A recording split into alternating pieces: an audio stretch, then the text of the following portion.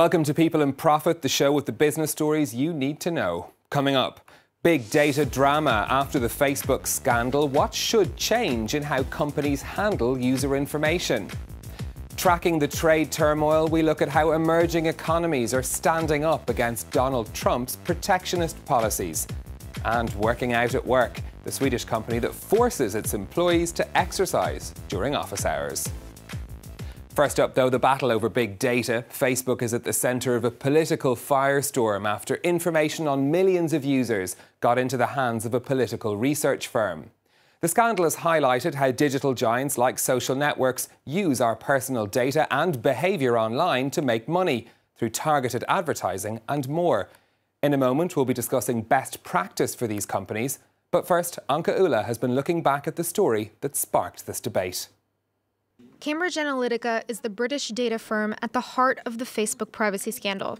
It's accused of having accessed data from millions of Facebook users through a third-party app. Called This Is My Digital Life, it was built in 2014 by Russian-American researcher and professor Alexander Kogan, and it functioned like a personality test. 270,000 Facebook users took the test, but a loophole in Facebook's rules let the app harvest information even from the friends of people who took the quiz. All this without the user's consent. Facebook says it gave permission to Kogan to harvest data from users who downloaded his app, but that it prohibited selling and sharing that data. Kogan's company, Global Science Research, shared it anyway, with Cambridge Analytica. According to whistleblower Christopher Wiley, a former contractor for the company, Cambridge Analytica used the data to build a system that could target U.S. voters with personalized political advertisements in the run-up to the 2016 presidential election. He says he knows this because he's the one who built the algorithm. For Facebook, the scandal highlights a larger debate over how much users can trust the company with their data. The social media giant has known about the data breach since at least 2015, but only suspended Cambridge Analytica and Kogan in early March of this year.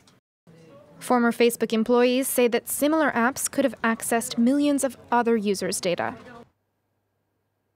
Well, to discuss this further, I'm joined in studio by Sylvestre Ledru, who's the head of Mozilla here in France, which is an organisation that lobbies for internet freedom, but also for privacy online. Thank you for coming to speak to us. You're welcome. Should we have known better with Facebook? Should we have seen this coming?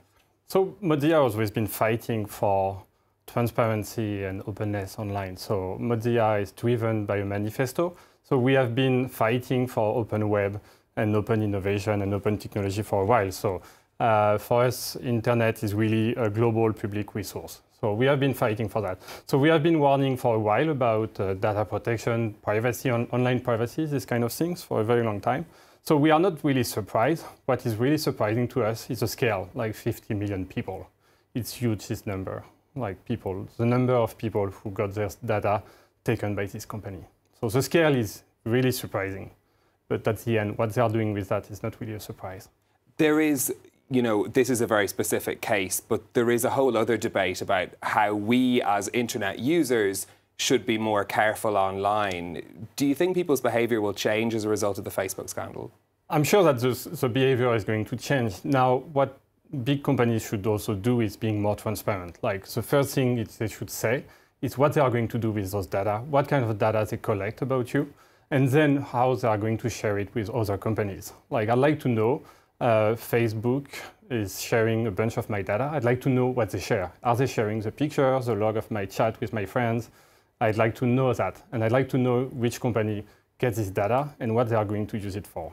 And we've had Facebook announce some changes to how they deal with privacy and data. They're going to let people review and delete things that they have stored. Is that a step in the right direction? It is, but I think they should go further. Like, for example, they should disable by default the behavior of selling my data to third-party companies. I think that should be a decision that I should make on my own. Facebook should not do the decision for me. So I think they should be more careful in what they do by default. They should change the default preset. Now, Mozilla, of course, also has the open source browser Firefox. from your point of view, how do you handle the big data that you collect from your users? So I can talk about that because I have been myself developing on Firefox. So I know how it is working, and we are very careful with the data. So we have 4 levels. So we have sensitive data. So for example, in some cases, we store the URLs that you use. And this data is only restricted to a few people, and we are not able to get back to you. So for example, if you have a crash on Firefox and I have the information of the website you are browsing, I'm not able to get back to you. So I will have only a limited amount of information. So you can't trace that information back to the user? I cannot even tell you in which country you were. So I have no information about you. I have all the technical information that I need to fix the issue. We are also gathering some data to improve the quality of our product. Again, everything is anonymous. So I have no way to know who uses Firefox and what for. But I know if your Firefox can be slow in some configuration. So it's only to improve the quality of our product. In how we all work online, this sort of data is an essential part of how businesses like Facebook, like Google, like others provide their services to us for free. Yeah. Where should the line be drawn between what companies can do with that data to balance making profits and providing us with those services? Sure. So we are not against collecting data. We think it is a good business model. What we think is really transparency and what they are going to do with the data. So here in that scandal, Facebook probably went too far, so they need to review and to explain what went wrong and what they are planning to do to fix it. But they really should be more transparent to improve the confidence in the web. So we are also afraid that this story is going to hurt the confidence of the public into internet. Okay, Sylvestre Ledru from Mozilla here in France, thank you very much for speaking to us. Now, trade tensions have been causing ripples across global stock markets as investors worry that tariffs and retaliatory sanctions could hurt economic growth. Under Donald Trump, the US has also made moves to withdraw from or renegotiate major trade agreements. But while the world's largest economies are embroiled in a trade spat, emerging economies are forging their own deals. Kate Moody's been speaking about this to the head of the International Trade Centre, Arantxa Gonzalez. After many years of being told that opening markets and integrating regionally and reforming at home was good, they are now convinced that this is the right way to go. As some countries are doubting on the value of international trade, on the value of solidarity, on the value of pooling sovereignty, some other parts of the world are going exactly in the opposite direction.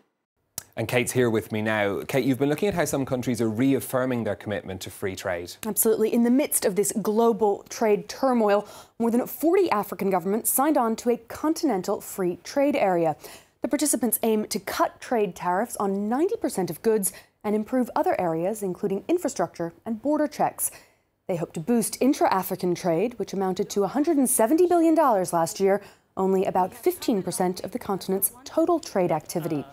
Africa's largest economies, Nigeria and South Africa, have yet to sign up, but businesses say they're already more likely to invest in a region with fewer barriers. If you increase trade, you increase the GDP of the countries, you increase the jobs in the country, more opportunities for people to open factories, more opportunities for people to want to invest in Africa. There's similar optimism on the other side of the globe. 11 countries pushed ahead with a new version of the Trans-Pacific Partnership, revamped after the Trump administration pulled America's participation. The deal now covers 13% of the world's GDP, rather than 40% with the U.S., and is hoping to attract new potential members. Smaller regional groups are also trying to leave their mark. In South America, the Mercosur trade bloc has been active for more than 2 decades and is negotiating new ties with Canada, South Korea, and the European Union. The 10 members of the Association of Southeast Asian Nations are trying to broker new deals with neighbors, including India, China, and Australia. But the pace of deal-making is slowing down. The number of new trade agreements on goods and services gathered steam at the turn of the century. Now, economies are trying to forge larger, more complicated deals. According to the World Trade Organization, more than 280 regional trade agreements are in force around the world. Stephen? Kate, thank you very much for that. Now, how would you react to being told you have to exercise during your working hours? We know that a bit of sport is good for the mind and the body, but one employer in Sweden is going further than offering discount gym memberships and making it mandatory to get active. Going to the gym or to a yoga class on your lunch break is widespread in Sweden. Almost 70% of Swedes exercise at least once a week.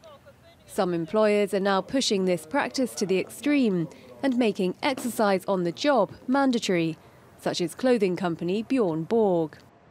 If you want everybody to feel better, to perform better and create long-term sustainable results, then everybody needs to exercise. Several studies show that doing exercise during your workday benefits both employees and employers, with better profitability, team building and less sick leave. It's really great, a super initiative. It's fun to work out and to be able to fit it into your day. In Sweden, staying in shape is seen as every person's responsibility to society. Those who don't take care of themselves risk being mocked or stigmatized. The important thing is not to get more people to join this movement and accept it, but rather to find ways to stand up to this kind of culture, to dare to question it and find alternatives where you can do things together and have a workplace that is not characterized by this very vehement idea that everyone has to exercise. But exercise on the job is also becoming a recruiting tool. Some big companies try to attract top new talent by subsidizing their sporting activities, such as golf and water aerobics. Well, we'd love to hear your views on that story. How would you like it if your boss told you you had to do some exercise? You can get in touch with us on Facebook at France24 Business, or you can tweet me at NewStephen. Until next time, thanks for watching.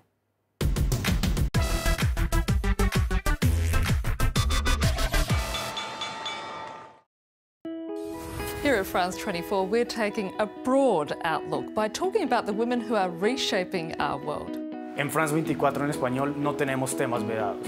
Y eso se puede ver en televisión y en todas las plataformas que tenemos en Internet. في فرانس 24 لا ننسى ونحجز لكم أسبوعياً تذكرة عودة للمدن والمناطق التي كانت في قلب الأحداث قبل أن تدخل في طي النسيان. France 24, c'est la recherche permanente des meilleurs spécialistes pour vous permettre de déchiffrer l'actualité. Claro que tiene algo especial, somos todos de distintos países y trabajamos con todo el corazón para entregar información en el momento preciso. أخبار سياسية واقتصادية وثقافية وأيضاً رياضية بأعين خبراء رياضيين. هذه هي قناة France 24.